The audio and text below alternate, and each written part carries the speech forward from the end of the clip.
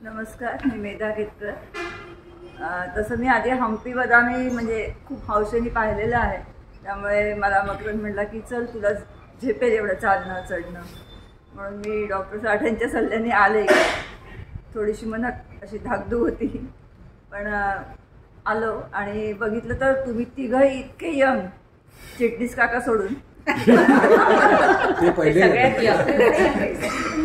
म्हणजे ही यंग पिढी हे इंडॉलॉजिस्टचं करिअर म्हणून उपयोग करते, हे पाहूनच मला ॲक्च्युली खूप असं हे वाटलं, अरे वा असं.